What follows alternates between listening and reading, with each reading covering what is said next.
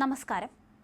മദ്യപിച്ചെത്തിയതുമായി ബന്ധപ്പെട്ടുണ്ടായ തർക്കത്തിനൊടുവിൽ പിതാവിനെ മകൻ തടിക്കഷണം കൊണ്ട് തലയ്ക്കടിച്ച് കൊലപ്പെടുത്തി. കോഴിക്കോട് വെള്ളിപ്പറമ്പ് മാക്കിനിയാട്ട് വീട്ടിൽ ശശിധരനാണ് മരിച്ചത്. സംഭവത്തിൽ മകൻ അഭിറാമിനെ കോഴിക്കോട് മെഡിക്കൽ കോളേജ് പോലീസ് കസ്റ്റഡിയിലെടുത്തു. തിങ്കളാഴ്ച പുലർച്ചെയോടെയാണ് നാടിനെ നടുക്കിയ ദാരുണ സംഭവം ഉണ്ടായത്. പോലീസ് നൽകുന്ന വിവരമനുസരിച്ച് അഭിറാം പതിവായി മദ്യപിച്ചെത്തി വീട്ടിൽ വഴക്കുണ്ടാക്കാറുണ്ടായിരുന്നു. തിങ്കളാഴ്ച പുലർച്ചെയും മദ്യലഹരിയിൽ വീട്ടിലെത്തിയ അഭിറാം പിതാവുമായി വാക്കുതർക്കത്തിലേർപ്പെട്ടു.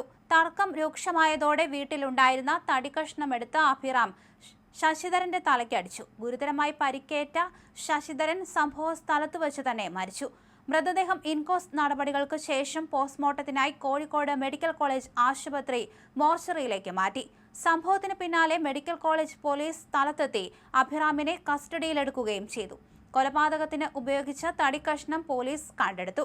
സംഭവത്തിൽ ശാസ്ത്രീയ തെളിവെടുപ്പടക്കം പൂർത്തിയാക്കി വരുന്നതായും സംഭവത്തിന് പിന്നിൽ മറ്റു കാരണങ്ങളുണ്ടോ എന്ന് കൂടുതൽ ചോദ്യം ചെയ്യലിന് ശേഷമേ വ്യക്തമാകൂ എന്നും പോലീസ് അറിയിച്ചു.